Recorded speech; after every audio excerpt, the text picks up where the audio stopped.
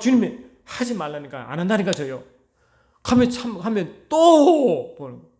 그러니까 막 속이 싸웠어요. 내면 싸우러 막 싸우다가 하나님 제가 이길 수 있나요? 도저히 안 돼가지고 아버지 그러면 제가 간단하게 전화하겠습니다. 간단하게.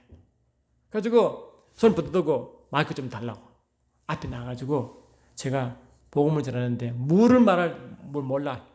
행설수 왜 마음이 막 사모에게 다 마음을 주기 싶은데 이거 하다는 사모 마음을 어떻게 느낄까? 막 머리가 너무 복잡하니까 복음을 전하는데 막 횡설수설 같아.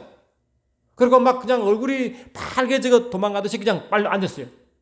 하나님의 신기한 하나님이 있어요. 하나님이 그것도 역사하시더라고요. 내가 어떻게 잘 되느냐 그게 중요하지 않냐고. 가장 감동에 싫지만은 그냥 억지로 순종했어요. 근데요 희한해 그날 저녁부터요 그 아침 우리들이요 식사를 같이 하는데요 제 말에 은혜 받았대. 자기가 이제 교회 나가겠대. 신기한 일이 벌어진 겁니다. 이게요 우리가 복음 전하면 내 속에 생각이요 악한 영이요 복음 전하지 못하다 얼마나 방해할지 몰라요. 그걸 이겨야 됩니다. 측은히 여긴다는 것은요 불쌍히 여긴다. 긍휼히 여긴 것은 뭐냐? 아까 말씀드렸죠. 스플랑크 리즈마이. 따라해요. 스플랑크 리즈마이. 스플랑크 리즈마는 간절히요 내장이 끊어진 그런 안타까움을 그리 표현한 것입니다. 우리가 주의 마음을 조그만 그런 마음을 우리가 품으면요 내가 설령 그들과 인간의 관계가 끊어진다 할지라도 인기가 없다 할지라도 그들 함께 할 수 없다 하더라도 아마 주님이 그 마음을 전한 자에게 훨씬 더 갚아줄 것입니다. 솔직히 제가 그 당시에 주님께 말씀 받고요 이 에스겔 3장 18절 다시 한번 보세요. 이 말씀이 너무 무서워. 저 이 말씀도 지금도 잊어본 적이 없습니다. 왜? 이 말이 제가 평생 말씀 같아서 에스겔 3장 18절 말씀을 읽어드리면요 18절부터 가령 내가 악인에게 말하기를 너는 꼭 죽으리라 할 때 내가 깨우치지 아니하거나 말로 악인에게 일러서 그의 악한 길을 떠나 생명을 구원하게 하지 아니하면 그 악인은 그의 죄악 중에 죽으려니와 내가 그 핏값을 내 손에서 찾을 것이요.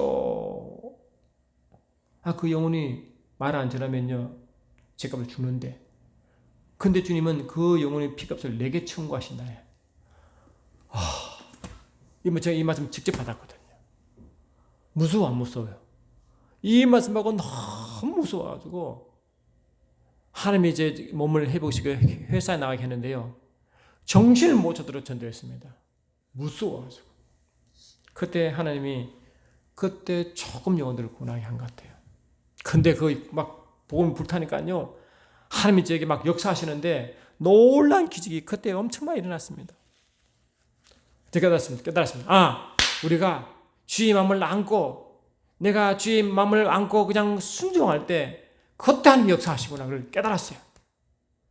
때를 얻든 뭐든 간에 계속 복음을 전해야 된다면 복음을 전해야 됩니다.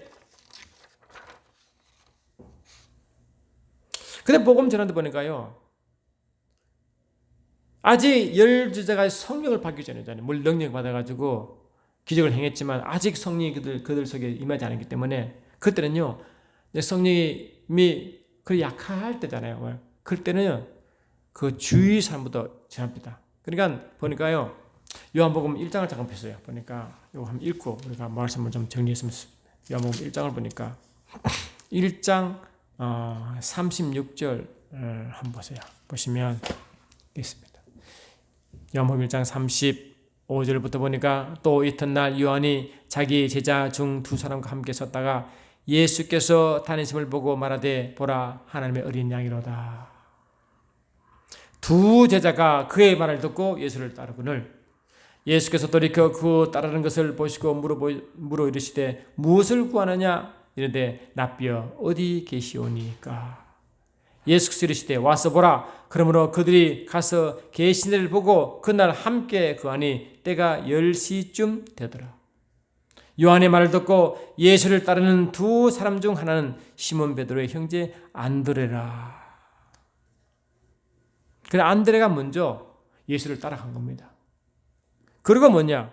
그가 먼저 자기 형제 시몬을 찾아 말하되 우리가 메시아를 만났다. 이 시몬이 베드로거든요. 그리 베드로를 전도한 자가 안드레입니다. 안드레. 할렐루야. 그래 안드레가 예수를 만나 베드로에게 자기 형제 베드로에게 전한 겁니다. 예수를 전한. 그러니까 복음을 전한 것입니다. 이튿날 예수께서 갈릴리로 나가려 하시다가 빌립을 만나 이러시니 그 빌립은 또 예수를 만나죠. 아까 안드레를 만난 것처럼 예수를 만났습니다. 빌립은 안드레와 베드로와 한 동네 베시다 사람이나 같은 동양 사람이에요. 그리고 빌립이 예수를 만났잖아요. 그럼 빌립이 가만히 있지 않거든요. 이 빌립이 나다나엘을 찾아 나다나엘에게 복음을 전하는 것입니다. 이게 뭐예요? 이것이 바로 뭐라고요? 관계 전도입니다. 이 가까운 사람보다 복음 전하는 것입니다.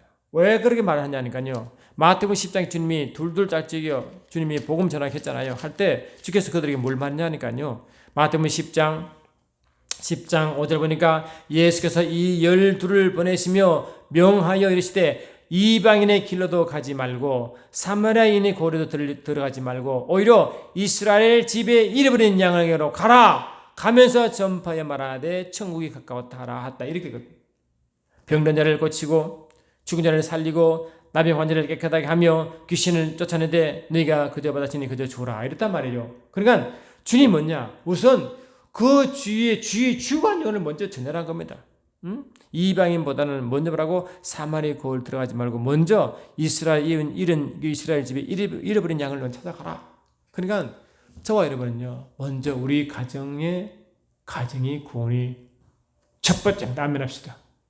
가정 구원이 첫 번째입니다. 저는 그래서 기도한 삶 중에요 이 가정 구원을 기도합니다. 저들이 하나님 고통당하여 예수께 나오지 마시고 그래도 좀 잘 될 때 예수께 나오게 은혜를 달라고. 할렐루야. 저들의 생각이 좀 꼬꾸라지게 하려고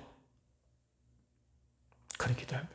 저들이 복음을 받아들여 한 자녀가 되면 얼마나 기뻐요. 사람은요 이 고집이 세면요 예수를 안 받아들입니다. 근데 그 시간은 점점 다가오는 것입니다.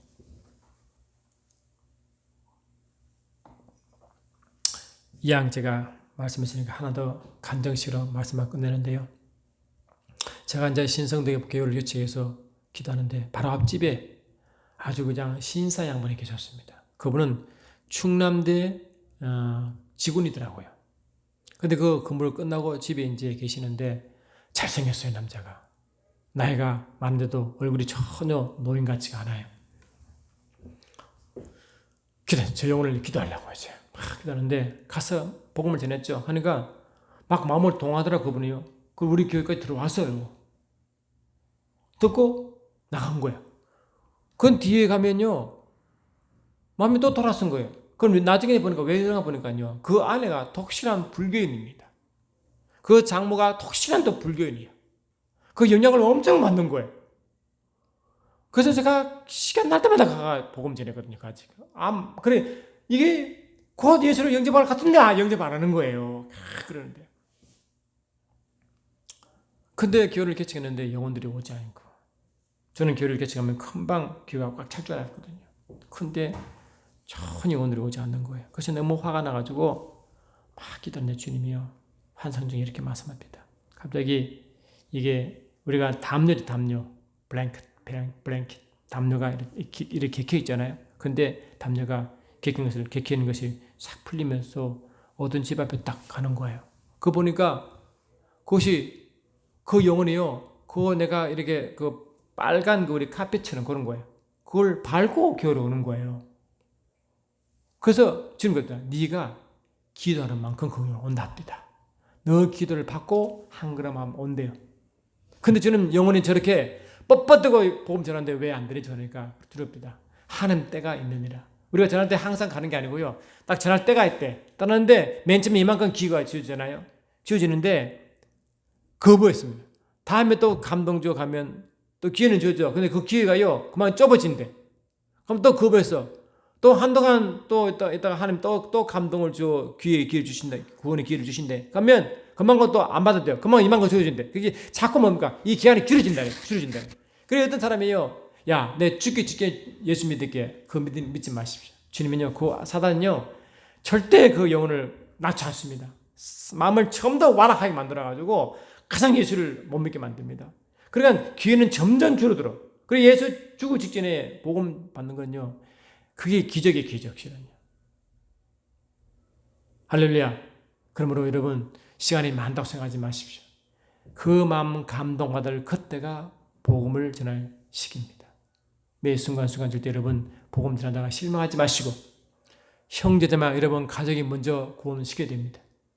먼저 그들이 비록 여러분을 인정하지 않다 할지라도 인내하시고 기도함으로 그 영을 향하여 계속 기도하며 나가면 주님의 때가 될 때 복음 전할 것입니다. 그 마음속에 항상 무거운 짐처럼 이런 부담을 가져도 되겠어요. 그 거룩한 부담 아니겠어요? 살아갈 때 주님은 반드시 저와 여러분을 통하여 더 영혼들이 구원받아 하나님의 백성이 되고 그들이 하나님의 사명자들 되어 정의의 삶을 살게 할 줄 믿습니다. 사랑하는 주님 감사합니다. 오늘도 귀한 말씀 가운데 함께 하신 주님을 찬양합니다. 주님의 심정을 가지고 나가게 하소서. 주님은 내장이 끊어지지 않은 그런 애달픔으로 그 영혼을 바라본 같이 우리도 그런 마음을 가져 영혼을 바라볼 수 있도록 역사하소서. 예수 이름으로 기도드리옵나이다.